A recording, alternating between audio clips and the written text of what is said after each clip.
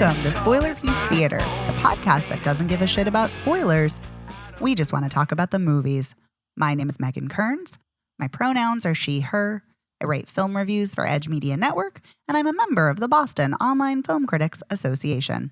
My name is Dave Riedel. I yap about movies. My pronouns are he, him, and I too am a member of the Boston Online Film Critics Association. And my name is Evan Crean. My pronouns are he, him. I am co-chair of the Boston Online Film Critics Association and co-author of your 80s movie guide to better living. Yes, you are. Well, we are very excited this week because, listeners, in case you hadn't noticed, Dave is back. Woohoo! Boo! Wait, I already did that. Sorry. Double booed yourself. Double booed myself over on Double the Patreon. booed. Become a patron, and you'll hear me double boo myself.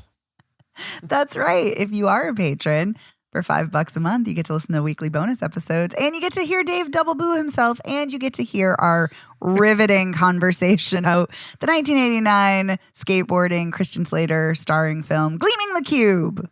Gleaming the Cube! Yes, there is a theme song if you have not seen the film, and Dave just sang Yes. it. Because it's an 80s film after all. It needs its own theme song. That is correct. It's a rule. It's the law. We're going to invent our own terminology and then write a song about it. Yes. So we had a great time over there. So if you're a patron, check it out. If you're not a patron, consider joining. Now, on to this week's show. We have 3 movies we're going to be discussing this week. We're going to be discussing the action disaster film Fall, the Korean disaster film Emergency Declaration, and the animated fantasy comedy Luck. And that's what we're going to kick things off with this week. So Luck is the animated film by Skydance, and it is directed by Peggy Holmes. It's written by Keel Murray, and the story is by Keel Murray, Glenn Berger, and Jonathan Abel. So here is the IMDb synopsis. The curtain is pulled back on the millennia-old battle between the organizations of good luck and bad luck that secretly affects everyday lives. Yes, that is a description, Just leave but out it a is protagonist. right. It doesn't tell us anything about the premise, the protagonist, anything. So basically, Sam is an 18-year-old girl, and she is just newly living on her own because she's been in an orphanage for girls all her life, and she always has bad luck. It follows her around, and it's kind of ridiculous bad luck, comically bad luck, very slapsticky. And she wants to impart good luck on her friend. What's her friend's name? Helen? Oh my God. Hazel. I can't even. Hazel. Hazel. Thank you. I'm like, I don't even know why I can't remember the little girl's name. Hazel is a little girl who's also in the orphanage and who is on the cusp of meeting her hopefully forever family. And so Sam wants to impart some good luck on Hazel, but she doesn't have any good luck herself. And through a series of events, she meets a black cat named Bob, who then talks and has Lucky Penny. And she has good luck for a brief period of time, and then she loses it, and then she follows Bob and to the land of luck. And yeah, there's leprechauns, there's unicorn, dragon. Yep. And they impart luck on the world, but then there's also another side that imparts bad luck on the world. And basically, Sam is trying to get a lucky penny from the good luck world so she can bring it to Hazel and give her luck. And through a series of unfortunate events, the world between the bridge between the human world and the luck worlds gets destroyed, and Sam has to Gets all fucked up. save it. Blah blah blah blah blah. I'm sure we'll dig into and more. They run out of good luck. It's Yes. kind of funny, of the 3 movies that we're seeing this week, it's kind of an underlying theme of just horrible stuff repeatedly happening to the protagonists, like just bad thing after bad thing after bad thing, and there's like they'll do something to try and course correct, and then that fails. Yep. I feel like that happens in all 3 of the movies we're talking about this week, and it's just like a really weird commonality despite being 3 completely different movies. Evan, I love that you said that, because I love that it seems like every week there's kind of this secret theme that the films that we all choose kind of have that we don't realize till we're talking about it. But yes, Dave, you were saying. Well, you had described Fall and Emergency Declaration as disaster movies. Mhm. And this movie is a disaster, but just because it's kind of shitty. Um, I completely agree with you 100%. this is, I know this movie's already weird because John Lasseter's stink is attached to it. But the thing that's really, the whole time I'm watching this movie, what I'm thinking is, there are a lot of things I was thinking. One, this poor kid, whoever she is, or she's probably like in her late 20s, doing the main character, is just so underserved by this dog shit screenplay. And the second thing I was thinking is like, did they literally just make this up as they went? And then they had the characters make everything up as they went in kind?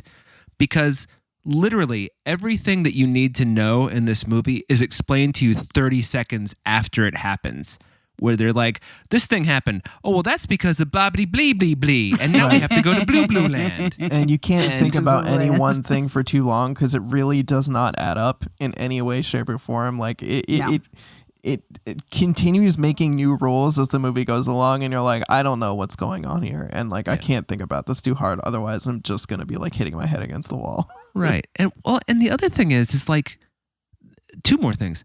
One, if this were a Pixar movie, they would have been like, you know what, this screenplay isn't ready, let's give it another 18 months and then return to it. You know, they would have done that 100%. So there's that. But then there's also the like, who thought that the idea of exploring luck was a good idea? Like, fucking, I've never thought for a moment about like why I may or may not step in dog shit, or why there is such a phrase as see a penny, pick it up, all day you'll have good luck. Like, never. I don't believe in luck. I have no interest in it. So the reason I wanted to watch this, and this is another one I suggested, Bad Me, is because I saw the poster and I saw, Sam, the character holding, first of all, her name's Sam. Don't get me started with that name as a protagonist for young women in movies, Manic Pixie Dream Girl. But, yeah, it's just one of those names that you just think, they're like, Sam, it's a cute name. Anyway. It's also she's an holding the androgynous umbrella. name, which True, is so that's often true. for Yes. protagonists. She's holding the umbrella on the poster, and the rain is still falling on her. And I just thought, oh, okay. But the whole Charlie Brownization of her bad luck, I can't really think of any other way to describe it. It's kind of like why, even though Spider-Man 2 with Tobey Maguire is an objectively good superhero movie, all the bad luck Charlie Brown stuff that happens to him as Peter Parker over the course of the movie, it just starts to piss you off, because it's like, when is this kid ever going to get a break? And that's how I felt about this. It's like, she can't do anything that results in like a happy ending for her, and she's just, by the end of the movie, going to accept that and build all this stuff into her life. Fuck that shit. What? Just fuck me, man. See, that didn't really bother me so much.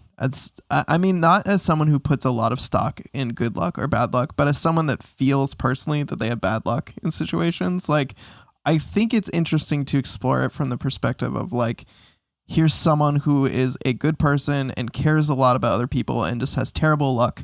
And she thinks it's literally the end all be all of life, but she learns over the course of the movie that there's more than just having good luck or bad luck. Like, the things that happen to you, good and bad, create the person who you are. And I think there was a good message in there about like bad things happening to you and it not always being bad, but like bad shit happens and you learn from it and you adapt. And like, even in the beginning with all the slapsticky shit, it's like, she's so used to having things go wrong that she's built in like a million different safeguards into the system. Like, when that broom handle fell on the door, she knew what to do, because that's clearly happened to her before. Mm-hmm. It's like she had all of these workarounds, and like she knew that things were going to fail, but she was very smart and resourceful and had all these ways to kind of like move around the bad luck. And like, so I don't know. I think inherently there's a good message to the story, but it's just very convoluted and I thought repetitive. It's just like the disasters it just feels like one note. They keep piling up. this bad thing happens. Oh, let's do this instead. This bad thing happens. That fails. And it's exhausting. Yeah. Megan, how about you? I could not stand this. I thought this was boring and tedious and poorly written. Although I will say, Evan, that's a great observation. And I completely agree with you about it was very clear that Sam had safeguards in place and had dealt with all of these chain of bad luck antics before. So I will say that was well written. That was well done. But overall, I think it was very poorly written. It is repetitive. It is incredibly heavy-handed. I think the animation is really mediocre, especially when it comes to the facial expressions. Yes. They didn't move. Like, it was just creepy and weird. First I'll say this and then I'll say the other thing. Bob the Cat is adorable. Simon Pegg is great. Although Bob the Cat is a complete ripoff of Gigi the cat from Kiki's Delivery Service from his look and his attitude and everything. So that just made me want to watch Kiki's Delivery Service again. But not the accent. No, not the accent. And I will say, I found this premise, not the luck part of it, which Dave, like, I'm kind of like you, like, I'm like, who cares? But I will say, but Evan also like you, I'm like, oh, it's kind of interesting to look at a character where only bad things, quote unquote, bad things happen. But I found it a rather offensive premise that we're looking at the notion of luck and being unlucky from an adoption perspective. That was super creepy and wildly offensive to me. Heartbreaking too. Yeah. Wrecked me. All of the it. whole premise of her never finding her forever family, aging out of the system, and then like having this kid that she's rooting for, and then like having to worry about the kid not finding a home. And it's like, I'm glad in the end that you know, Hazel found a home and she can still be in Hazel's life and basically be like a big sister to her, and they spend the weekends together or whatever. I'm glad that she still managed to find family at the end, but god damn it, did that just like wreck me for like a good portion of the movie. Yeah, no, and it totally wrecked me too, but it also felt incredibly emotionally manipulative. And I mean, you can argue that any film is emotionally manipulative, but this felt in like a really like particularly gross, way, an exploitative way. So I like the beginning of this, despite its gross premise to me. And I like the end. Like, I particularly like how Bob chooses to leave the land of luck to go with Sam to be her forever family. And I thought that was very sweet because the whole time, it's kind of obvious because the whole time he's like, we're not going to get to know each other. We don't need to know each other. But then obviously they become friends and he lives with her. But I liked that. I was like, oh, that's sweet and touching. But the rest of it, I was like, ooh, this is rough. This is terrible. And also, I'm mad. I didn't know, and I should have known, but I did not realize this was John Lasseter. And which just, Dave, you said it perfectly when you're like, his stink is all over this. And also, I think it's very interesting that Emma Thompson was going to voice a character in this and walked away when she found out about Lasseter working on this. And not only that, wrote a letter about why she was walking away and how gross it was. So I was like, good for you, Emma Thompson. But I was not a fan of this.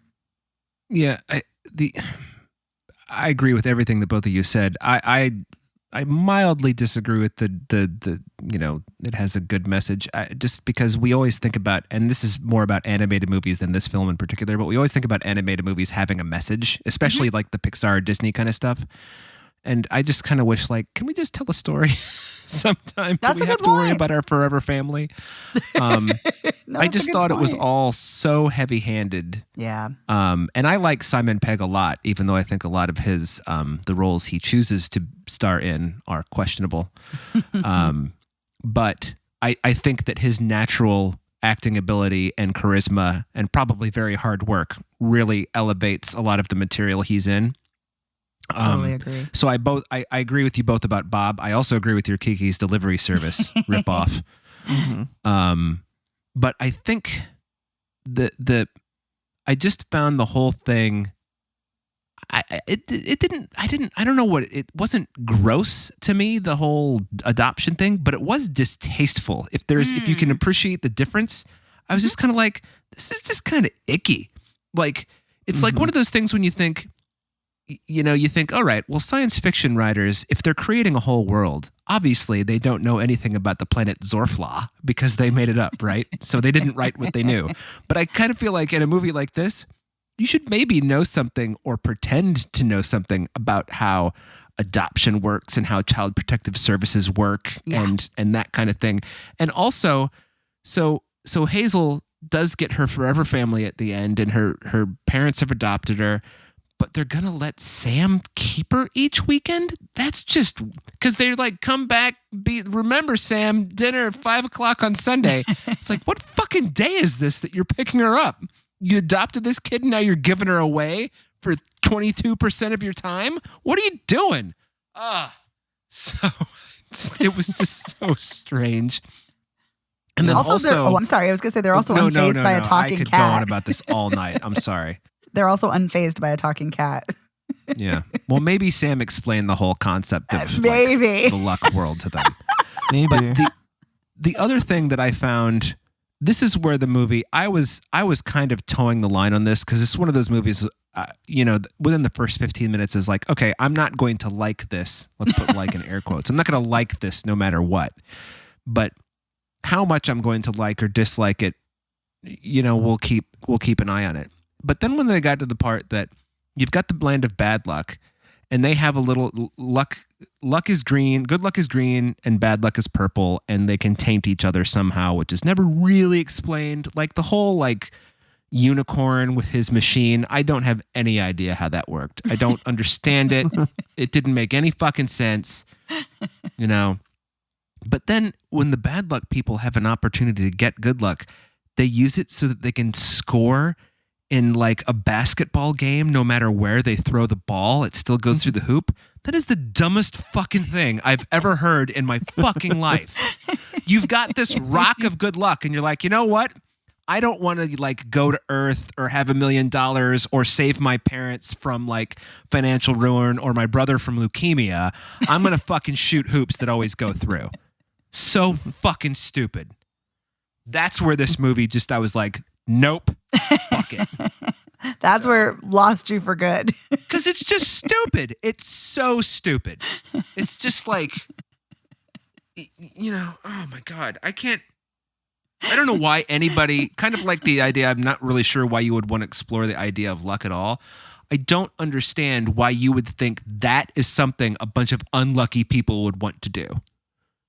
I just don't get it. Anyway, that's that. I've complained enough. This is a bad movie from top to bottom. And it's kind of inept in really spectacular ways. Just sort of basic storytelling ideas that are just so wrong or flat-footed or both. Just bad, bad, bad, bad. Anyway.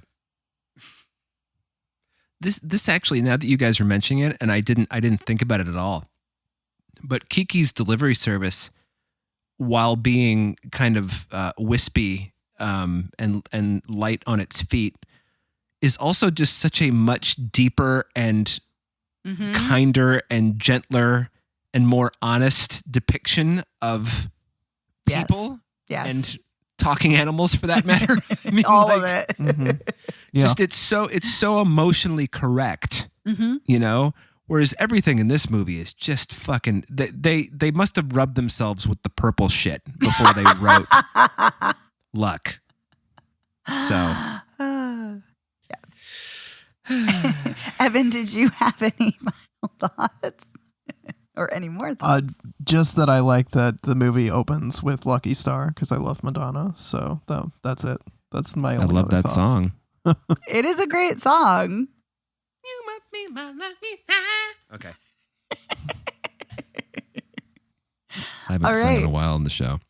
I know. I love it. You're bringing it. You said this is the second time you've sung already, and we're just begun. Right. Gleam in the Cube. Don't forget Gleam in the Cube. That's not the real melody. I don't remember what it is. Weirdly, the cube.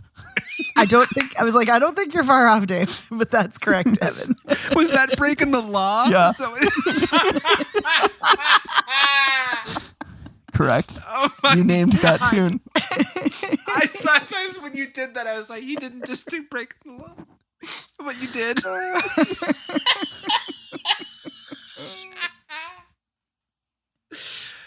Okay, sorry. Oh man, that was funny. Whew. Sorry, listeners. Thank you for indulging me. We do love our musical interludes here. That we do. All right. Well, let's move on to hopefully a better movie with the airplane disaster film, the Korean film Emergency Declaration.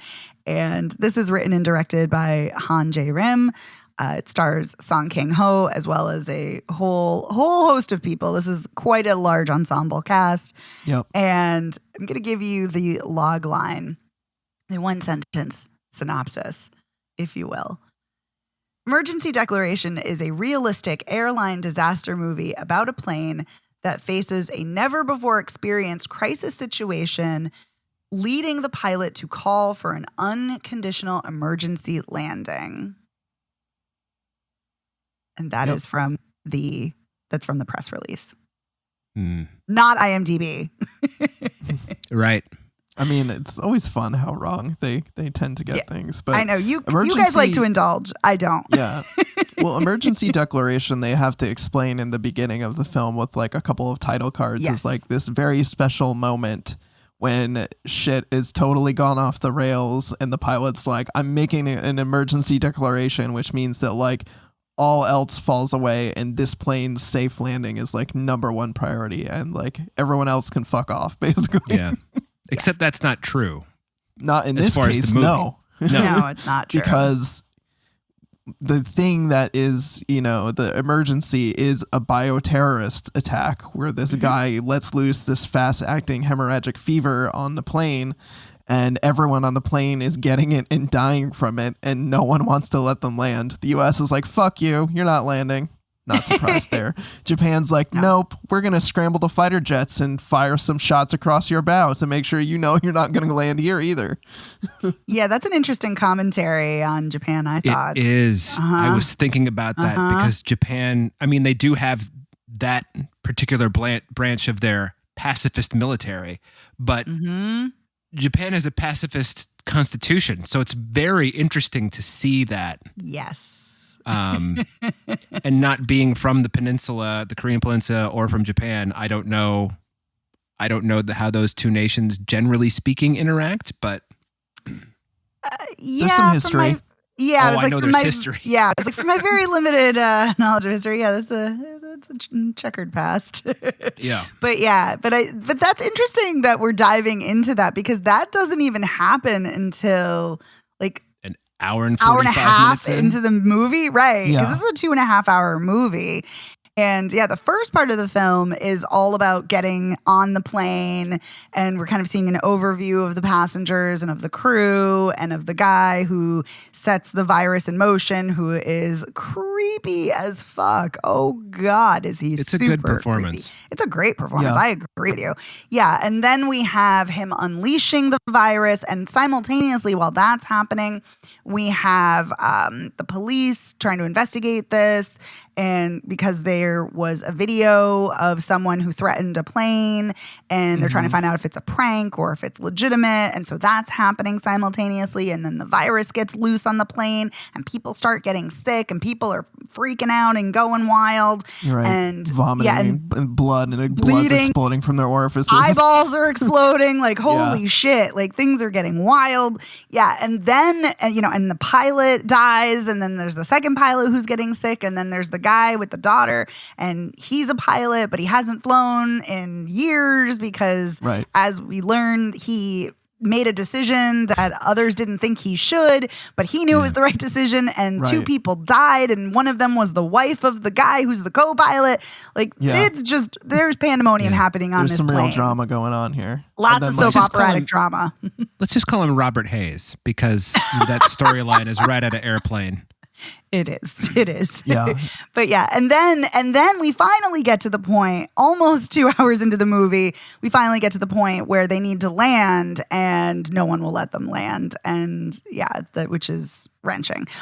But so that's a quick and dirty, or maybe not so quick and dirty, but that's an overview of the movie's plot. not quick, even if it is dirty. So That's true. So what did you guys think of this, of Emergency Declaration?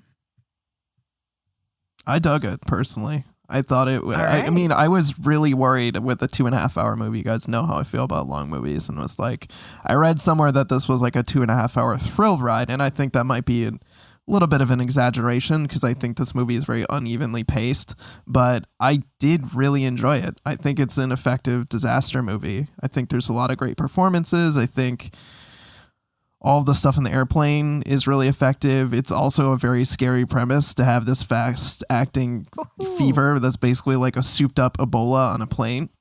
Yep. And yeah, so I just felt like exploring the different angles of like the cop, the people on the ground who are like with the government who are trying to get a handle on the situation, the people on the plane who are trying to get a handle on the situation. You've got, there's that like asshole guy who's like quick to just throw everyone else under the bus and throw everyone else in quarantine. I feel like there's just a lot of great angles for compelling human interactions and how people all just treat disasters and stressful situations so differently. Dave, what Okay. did you think? Well, my emergency declaration is that this movie sucks. Whoa. And I do agree with some of Evan's stuff.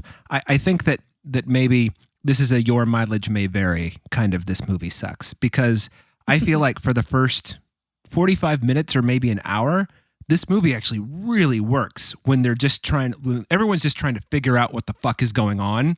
That stuff is all really well done.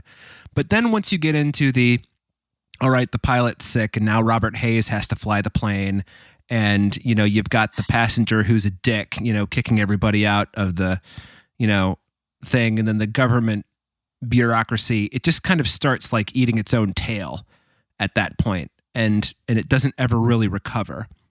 And then you get to the place where you've got one of the finest actors in Korean cinema forced to say, I'm going to jump under this. Forget about Korean cinema. One of the finest actors in cinema. Yes. I'm going to jump under this biohazard thing, have them shoot me up with this virus, and then give me the antiviral. So like, if it works, then, I'll die, but my wife will live and they can land the plane. And it's just like, this is what? I mean, It's a bold choice, Cotton. Let's see if it pays off. yeah. So when they're investigating the apartment, and when the creepy terrorist is still alive, and everyone is just kind of in a state of what the fuck, like I said, yes. And then it just kind of, I think, Evan, you said it was unevenly paced, or that is, I think you're absolutely right. I think that the pacing just really is. Everything gets to be too long. Like every scene, they should cut out 40 seconds in the middle, and just to stitch it together, and you would not notice.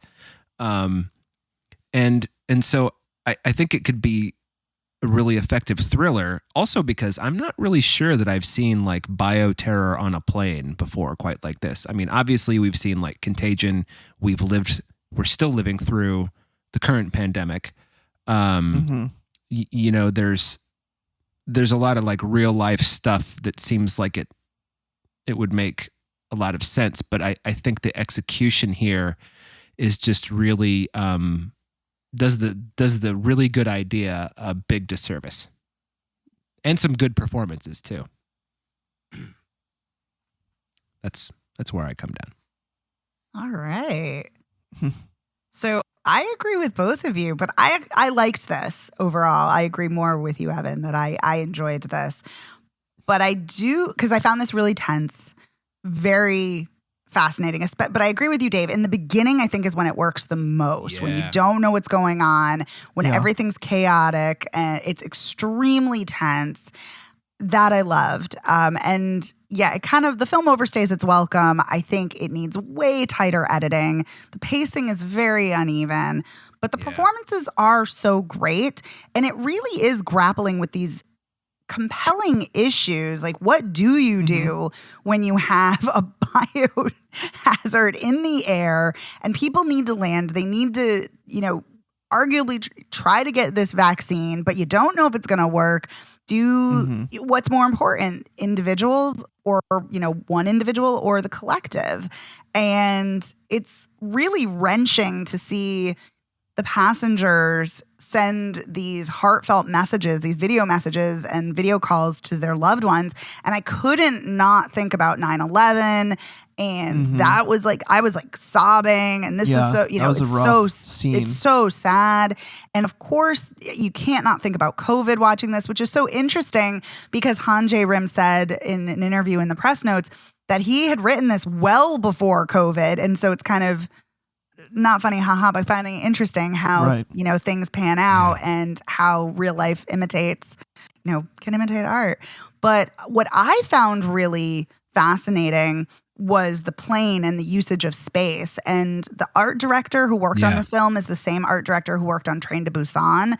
And that was not a surprise. Feels like it. Yeah. And I was like, once I read that, I was like, oh, of course, because it's utilizing space the same way incredibly well in a very claustrophobic way, but in a very compelling and riveting way.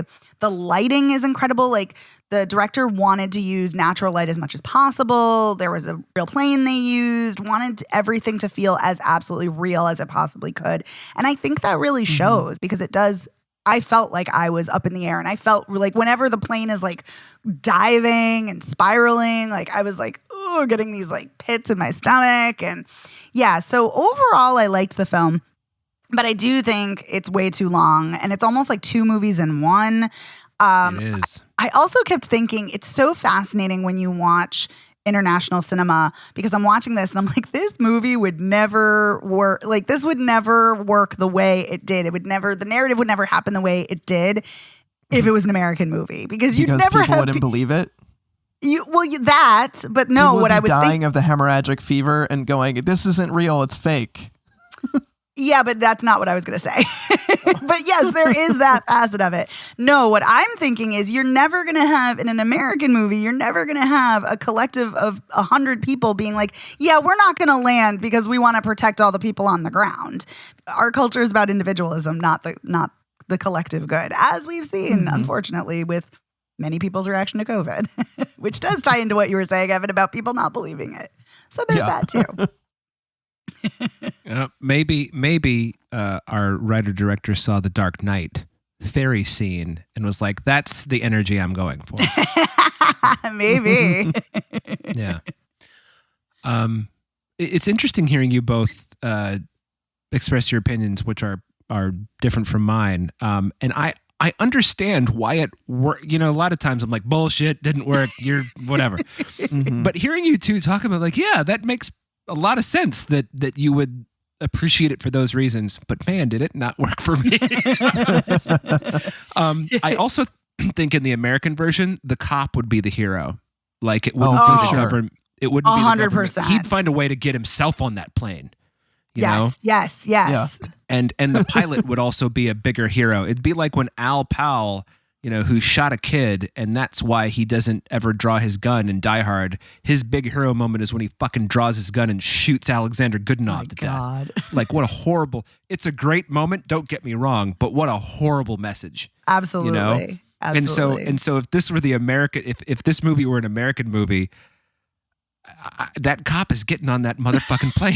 One way or another, that cop is getting on the plane. I mean, but that's in what an was American movie, that cop would like slingshot himself at the plane. He'd just like get in a catapult. And, like, by hook or by crook, I'm getting on that plane, damn it.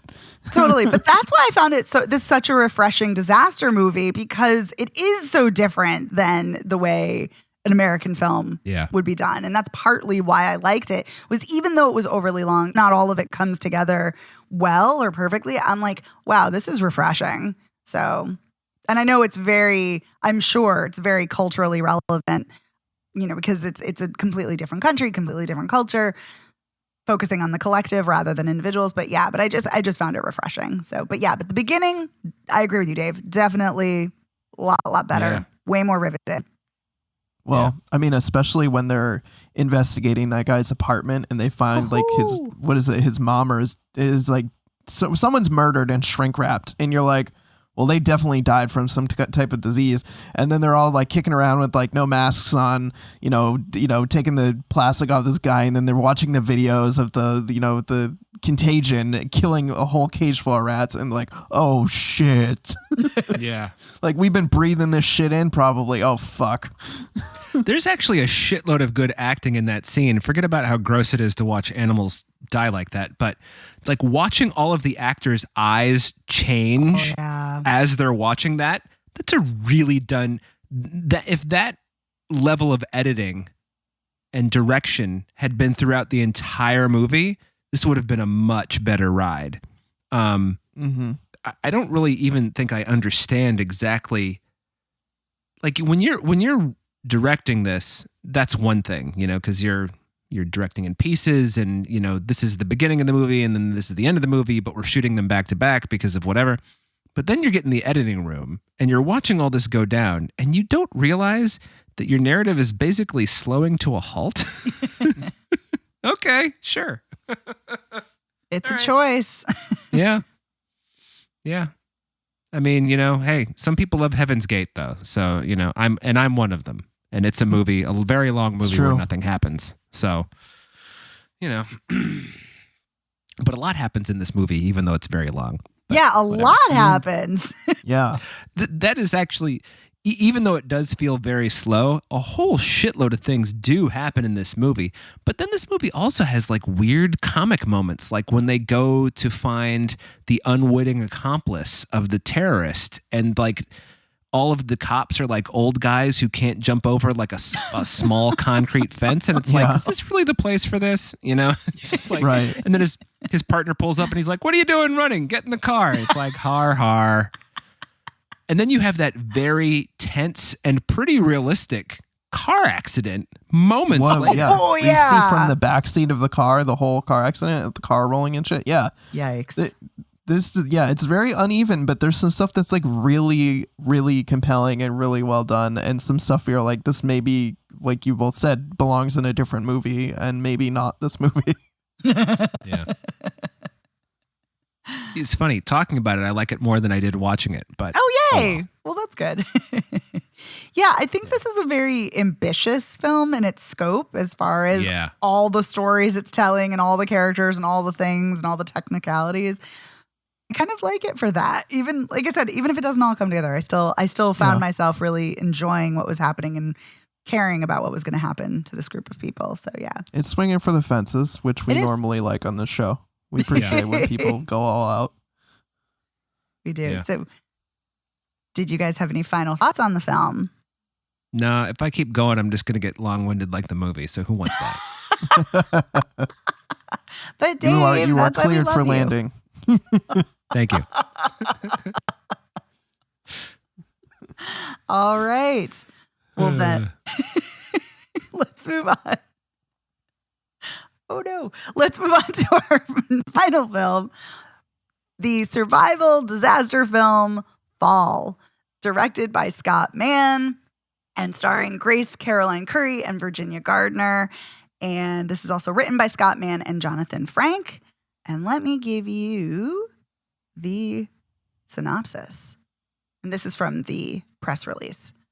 For best friends Becky and Hunter, life is all about conquering fears and pushing limits. But after they climb 2,000 feet to the top of a remote, abandoned radio tower, they find themselves stranded with no way down. Now Becky and Hunter's expert climbing skills will be put to the ultimate test as they desperately fight to survive the elements, a lack of supplies, and vertigo-inducing heights. All right. So let's just dive right in. What did you guys think? I'm going to start this one off. Okay. Channeling David Spade. I liked this better the first time I saw it when it was called 47 Meters Down. Okay. So this is 47 Meters. Same producers. It is, yes. Same story, except in the air instead of underwater. Right down to the I'm hallucinating that my best friend is still alive moment. I mean, wow. Which, in my opinion, was dumb and unearned, and I just was annoyed that that was part of the movie. Yeah. The one thing that I actually liked about this was that the two guys that they see from the top of the tower steal their car. Yes, they do. Because, yeah, I was like, well, that is some really, really shit luck on top of everything else that's happened to you. And that, even though it's kind of funny, it is also just like a super fucking bummer. So I'm along for that. But everything else, I think this is one of those movies. Now, I don't know if when you're writing this, you're thinking about this at all, but is Hunter, who is the best friend, who is a climber, we should mention that Hunter and Becky? Becky. Yep. Becky and her husband, Dan, are climbing with Hunter a year ago. There's a climbing accident. Dan falls to his death. 1 year later, Becky is still in mourning. She's definitely an alcoholic. Her father, Jeffrey Dean Morgan, who they couldn't have paid enough to be in this role, is like, I'm worried about you and blah, blah, blah. And she's like, fuck you, Dad. And then Hunter's like, let's go climb this tower. You've got to move through your fear. You have to move through it. And I hate characters like that. I hate it. And I don't know, because it's really cheap. It's such a cheap, forget about the fact that it's a terrible message. Because just let fucking people mourn and let them go to rehab on their own. Jesus Christ. Not everybody makes it, all right? Like, some people just, like, their spouse dies and they're miserable forever. That happens to people, okay? I know you don't really necessarily want to see a movie about that person, but it does happen. That would be a very different movie. Right. It'd be a very different movie. But then you've got the friend who conveniently shows up at the 1 year mark because you just happened to talk to your dad and you've got to move through your fear. And it's like, really? This is the angle we're taking? Though. But exactly. You don't have to ever mountain climb ever again. There's literally no reason you have to go on a mountain and climb up a mountain or climb up anything. If you want, you could go to an indoor rock climbing place and have some of the fun with none of the danger and what it's not something you have to, it's not something you face in your daily life, It's such a weird thing to be like, you have to do this. Yeah. It's a really strange hill, to die on. So, Megan, you look like you got a look on your face like, oh, you guys, come on. I thought this was great. So I enjoyed the hell out of this.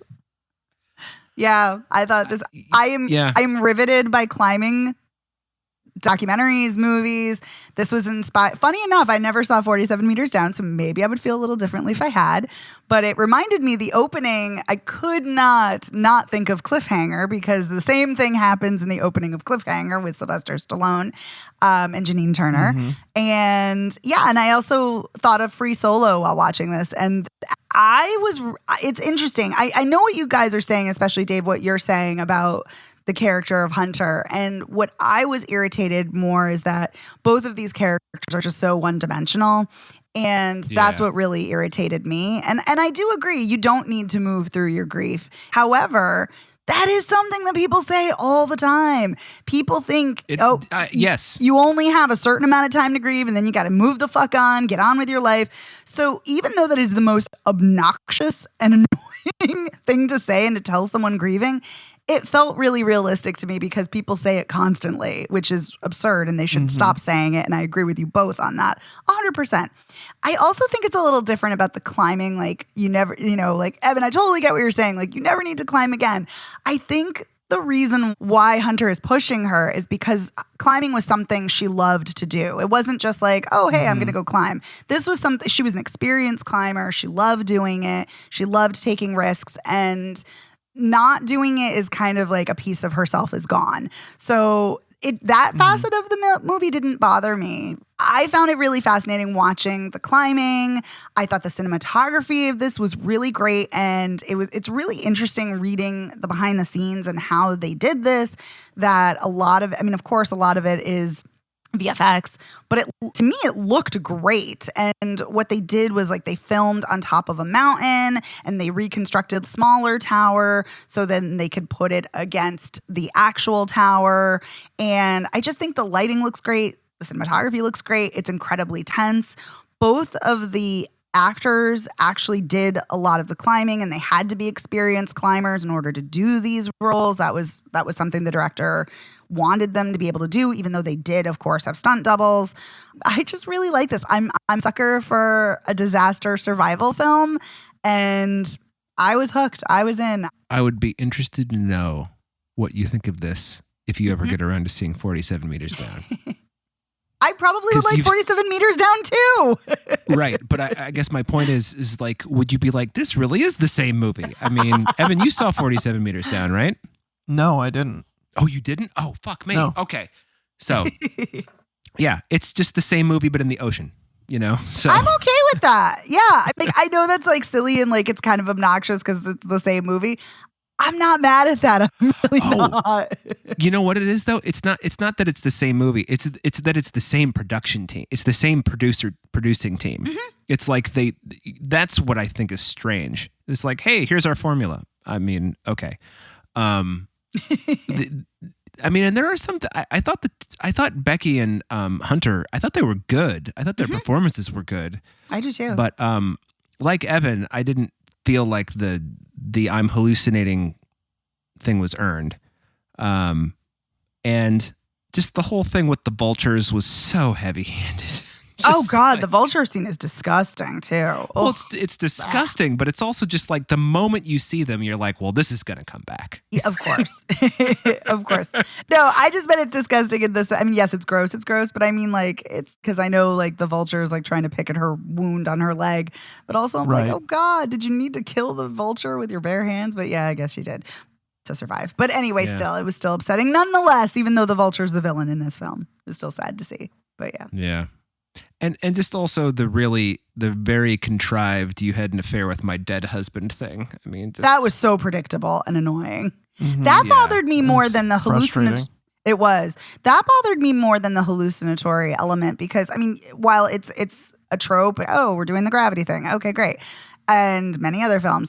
I was far more annoyed about the air because I saw that coming a mile away and I was so pissed off that Hunter's dead because I'm like, oh, she's punished for being the other woman. So we're going to kill her. And we get to see Becky's father. We get to see Becky's reunion with her father. We get to see Becky's, kind of backstory, but we don't really ever know Hunter's interior life except for the fact that she had an affair with her best friend's husband. And I'm like, oh, she's going to be punished now. So that was irritating to me. Yeah. Yeah.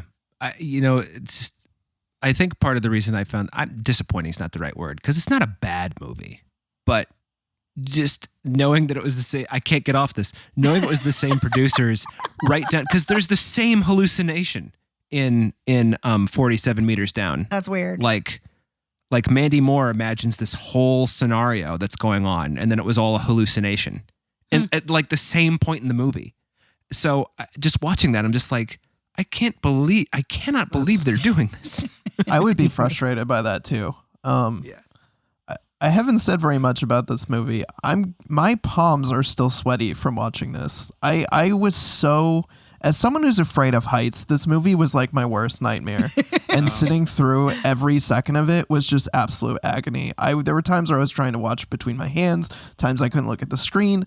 So in that way, I think it was extremely well done for the like scary as fuck, climbing really high, being really stuck. And like, because she said the tower was like 2,000 feet tall. And I was like trying to get a good picture of that in my head because like, I've been like, gone on like amusement park rides that are like, 200 feet off the ground. And that feels really high. And like, I've been in, the Willis Tower in Chicago, like, and been up on the sky deck or whatever of that. And that's pretty fucking high, but that's only like 1,500 feet. It's not even 2,000 feet. So that is really fucking high. And that scared the shit out of me this entire time. And so in that way, it was effective, but I just found it utterly frustrating in the like, everything continues to go wrong and it just gets worse and worse and worse and worse and worse. Yeah. And obviously they didn't watch Luck. And we don't get to see her rescue Like, that bothers the shit out of me. Like, I'm watching this movie and like I'm watching this character go through every conceivable possible hell. And I don't get to see her rescued. I get to see she's like, oh, hey, Dad, I'm like over here. And like, okay, maybe they couldn't. I had the same issue with Silo, which we talked about a very long time ago. It's like the same thing where it's like, the character's in peril. We're waiting for them to get rescued. Then we ultimately don't see the rescue. And I'm like, what the hell?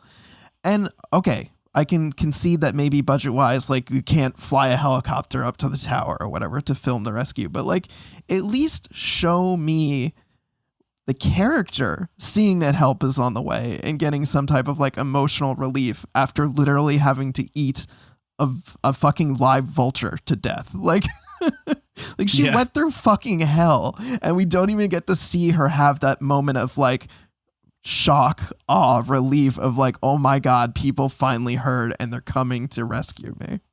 Yeah. I'm so annoyed about that. That's fair. Yeah, that didn't bother me, but that is totally fair. Yeah. Real quick technical question. And the last or second to last scene, I guess, when Jeffrey Dean Morgan is driving to the tower site, does he pass the drone on the road? Like crashed on the road? Okay. Because I couldn't quite tell. So obviously nobody got the drone message then. No.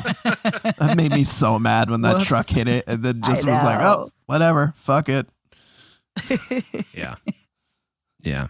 Evan, I also have a massive fear of heights and fear of falling. So I'm with you in that this was incredibly tense and disturbing in all the right ways as far as what the film was trying to evoke. And so I agree with you. I was very like, ugh, like, oh my God. Yeah. And the fact that this is like, when you hear like, oh, this is the fourth tallest structure in the country, it's like, okay, what does that actually mean? But yeah, it's unbelievable how tall this really is. And and she has to climb literally to the top, the very top of it when she's trying to charge the drone. Like, oh. Yeah, and apparently this tower, people would like parachute jump off of. And I'm like, base jumping? Oh. Base jumping, thank you. I couldn't think of the word. Yes, high adrenaline activity. Yeah. And I'm like, oh my God. Because I was curious about it. I was like, were people like, is this an actual tower that people were doing this? And yeah, apparently. God. Gives me all the like. I'm also a terrible husband for inflicting this movie on Shauna. She just also was just like palms sweating the entire time. This is terrible. This is so stressful. I feel like I'll be eating vulture for a while. I'm not going to say eating crow because both are sad. But see, like, it's funny that you say like you're a terrible husband. You inflicted this. Like, to me, that just amped up the excitement. Like, I was like, oh my God, this is awful. I love this. It was so physically stressful. It was like heart attack inducing this entire fucking movie. But that's the thing. I have the exact same reaction, but came to a completely different conclusion. Yeah. Like, I love that feeling, even though it's horrible. And see, I come from a different thing. I don't have any fear of heights at all. Oh, I'm so jealous. I do have a fear of, I do have a fear of burning to death. So if this had been a movie where somebody was like trapped in the top floor of a house of like a, like the Towering Inferno. I remember like years ago when I was like, we should watch the Towering Inferno. When I got like about a half hour into it and I realized how horrific it was going to be, I was like, well, this is the dumbest movie I could have watched. Yeah, that's not the movie for you, Dave. No. In my mind, it recalled things that I've seen, like The Walk. It's like when he's walking on the tightrope over and that was incredibly well done and so scary to me. But like, I think it was that mixed with the survivalist element that, really gets to me. Like, and I kept reminding myself this is a movie and like I have an easier time when I know it's like not something that happened in real life. Because like I always use the example of like when I saw 127 Hours and I like almost threw up in the theater because I pictured that guy having to go through that real experience. God, yeah. And so I feel like for me it was like the fear of heights mixed with the survivalist element that was like both were just like becoming too much. Like I'm never watching this movie again. That is fair. Yeah, the interesting thing is that this not that situation. The situation did not happen. But Scott Mann, the director and co-writer, he apparently based the two characters on women in his life. I think his wife's family, like his brother-in-law died, and so his sister-in-law was grieving, and so that inspired Becky. And then somebody else in his family or a friend of his was like Hunter, kind of an adrenaline junkie, so that inspired her. But yeah, no, not that situation about getting trapped at the top of a 2,000-foot tower. Oh my God. Thankfully. Yeah, it's brutal. But I'm sorry. No, go. I was just going to say, I love a survival film so much because I like to see people push to their limits and what they do in life or death scenarios, and to see their resiliency and their oh my God, I can't think of the word. Seeing how clever they are and trying to survive and resourceful. Thank you. I was like, it's an R word. Like, it was on the tip of my tongue. Thank you, Evan. I appreciate it.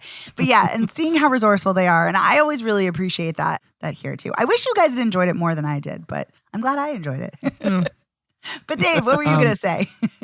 I was just going to say, now, I don't know what the terminology is, and I don't really know that much about climbing, but the opening scene, the thing that leads to Dan's death, when he puts, I don't know what that hook is that you hook into the side of a mountain to hold your weight, but you would think somebody as experienced as he wouldn't put your hook into like a hole in the side of the mountain without maybe checking to see if there was a living creature in it that would scare the shit out of you.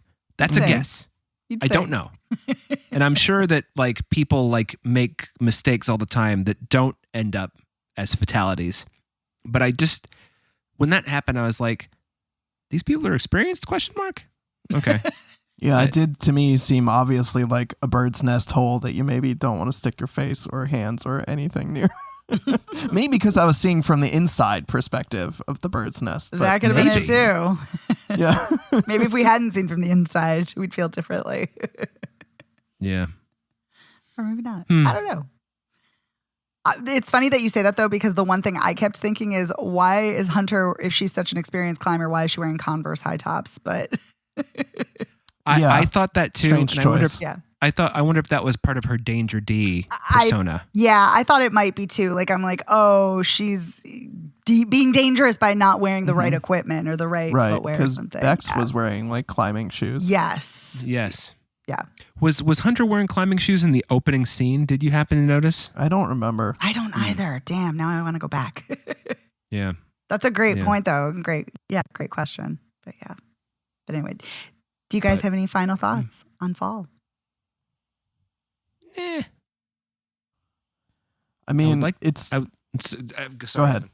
I was just going to say, I'd like to know what the guys who stole their car did for the rest of the weekend. Oh yeah, that'd be interesting. Good question.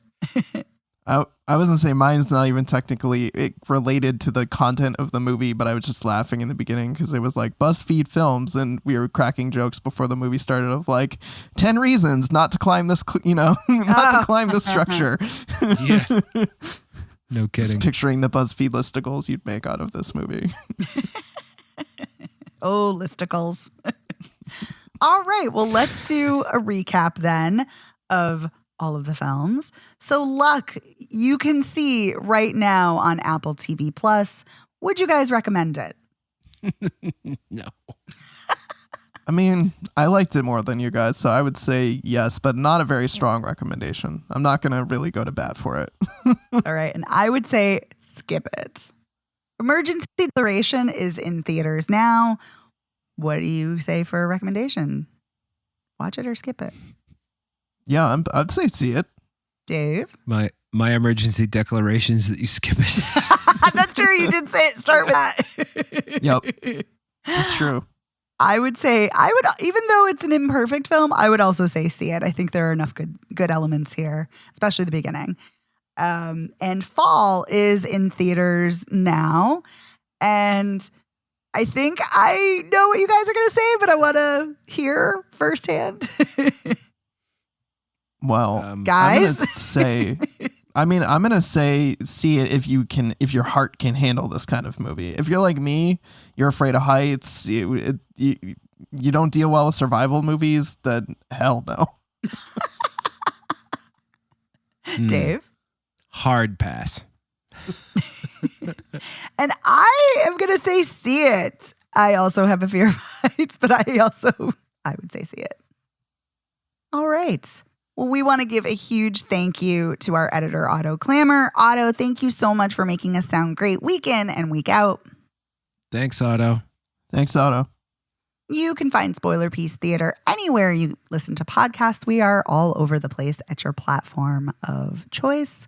We're also at spoilerpiece.com, where not only can you listen to our episodes there, you can buy our merch. It'll bring you to our TeePublic store. And we do have merch, and go check it out. You can also follow us on social media. We are all over the place. We're at Spoiler Piece at Facebook, Instagram, Twitter, Letterboxd, TikTok, all of the places. So come follow us and say hello. And speaking of saying hello, if you'd like to reach out to us, you can email us at spoilerpiece@gmail.com, or you can give us a call at 862-21-PEACE. Leave a voicemail message, send us a text, tell us yes, you also liked Fall, or no, you hated it. We want to hear from you. We really appreciate it. If you like the show, like really, really like the show, you can also join our Patreon. For $5 a month, you get weekly bonus episodes. Like this week's, we talked about Gleaming the Cube. It's a fun time. You also get access to our entire back catalog of episodes. We have hundreds of them. And you also get to vote in monthly polls, which is super fun. And if you like the show, please consider rating and reviewing us. That really helps us out, gets the word out about the show. You can go to ratethispodcast.com/spoilerpiece. That will bring you to your preferred platform of choice to rate us. You can also rate us on Apple Podcasts. That's a huge help. Or you can also rate us on Spotify. My name is Megan Kearns. I write film reviews for Edge Media Network. I'm a member of the Boston Online Film Critics Association. And you can follow me on Twitter at OpinionSWorld or on Instagram and Letterboxd at TheOpinionS. My name is Dave Riedel. I write about movies. You can follow me on Twitter, Instagram, and Letterboxd as Dave Sees Movies and Boston Online Film Critics Association. Yeah, I forgot that part. And my name is Evan Crean. I'm co-chair of the Boston Online Film Critics Association, co-author of Your 80s Movie Guide to Better Living. You can follow me Twitter, Instagram, Letterboxd as Real Recon, and that's real as in film reel. Dave, we're so happy that you're back. We've missed you. Thank you. Yes, Dave. Happy to be back. Hope it wasn't too traumatic for you this week.